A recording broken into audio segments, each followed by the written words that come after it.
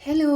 രാവിലെ തന്നെ കെട്ടും പണ്ടെടുത്ത് ഞങ്ങൾ ലോങ് ട്രിപ്പ് പോവാണ് ഗൈസ്. ഡിസംബറിലെ മണാലി കണ്ടിട്ടുണ്ടോ? ഇല്ലെങ്കിൽ നിങ്ങൾക്ക് എന്തായാലും ഏകദേശം ഒരു ഐഡിയ കിട്ടും. രാവിലത്തെ ഫ്ലൈറ്റ് ആയതുകൊണ്ട് എയർപോർട്ട് എത്തിയപ്പോൾ തന്നെ വിശപ്പിന്റെ വിളി വന്നു. രാമേശ്വരം കഫേ ഇപ്പൊ ബാംഗ്ലൂർ മാത്രമല്ല, ബാംഗ്ലൂർ എയർപോർട്ടിലും ഉണ്ട്. രാമേശ്വരം കഫേ എന്നൊരു ഗീ പൊടി ഇഡ്ഡലിയും കഴിച്ച് ഫ്ലൈറ്റ് ബോർഡ് ചെയ്തപ്പോഴത്തേക്ക് എനിക്ക് പിന്നെയും വിശക്കാൻ തുടങ്ങി. വിശപ്പിന്റെ അസുഖമുള്ള കുട്ടിയാണെന്നുള്ള കമന്റ് ഞാൻ താഴെ നിരോധിച്ചിട്ടുണ്ട് കേട്ടോ. ഫാസ്റ്റ് ഫോർവേഡ് ടു ഡൽഹിയിലെ കാശ്മീര ഗേറ്റ് രാത്രി 9 മണി. ഇന്ന് ദേ ഈ ബസ്സിലാണ് ഡൽഹിയിൽ നിന്ന് മണാലിയിലേക്കുള്ള ബാക്കിയുള്ള യാത്ര. സെമി സ്ലീപ്പർ AC ബസ് ആണെങ്കിലും ഇന്നത്തെ ഷോപ്പിംഗ് ഒക്കെ കഴിഞ്ഞ് നല്ല ക്ഷീണമായോണ്ട് എപ്പോഴും ഉറങ്ങിപ്പോയി. അങ്ങനെ രാവിലെ ഏകദേശം 7-7:30 ആയപ്പോഴത്തേക്കും ഞങ്ങൾ മണാലി എത്തി. പിന്നെ റൂമിൽ പോയി ഫ്രഷ് ആയി ഒന്ന് റെസ്റ്റ് ഒക്കെ എടുത്തിട്ട് ഞങ്ങൾ ആദ്യം ഫുഡ് കഴിക്കാൻ ഇറങ്ങി. നല്ല കിടുകിടാ തണുപ്പുള്ള സമയത്ത് നല്ല ചൂട് മോമോസും ചട്നിയും.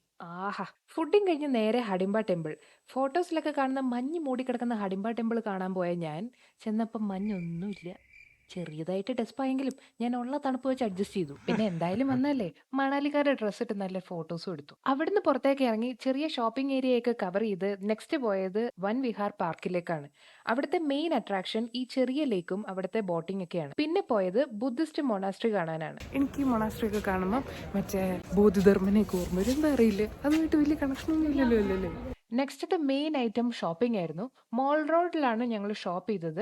അവിടെ തൊട്ടടുത്ത് തന്നെയാണ് വൻ വിഹാറും ബുദ്ധിസ്റ്റ് മൊണാസ്ട്രിയും ഒക്കെ ഉണ്ടായിരുന്നത്. എല്ലാം വാക്കബിൾ ഡിസ്റ്റൻസ്. 5:57 ആയതേ ഉള്ളൂ. പക്ഷെ ബാക്ക്ഗ്രൗണ്ട് കണ്ട് ഞാൻ വിചാരിച്ചു 7-8 മണിയായി നടന്ന്. മോൾ റോഡ് വന്നാൽ എന്തായാലും മിസ്സാക്കാൻ പാടില്ലാത്തൊരു കഫേയാണ് കഫേ 1986. നല്ല വൈബും നല്ല ഫുഡും പിന്നെ നല്ല മ്യൂസിക്കും. ബാക്കിയുള്ള മണാലി സ്റ്റോറീസുമായിട്ട് അടുത്ത വീഡിയോയിൽ വരാം. അപ്പോൾ ഓക്കെ, ബൈ.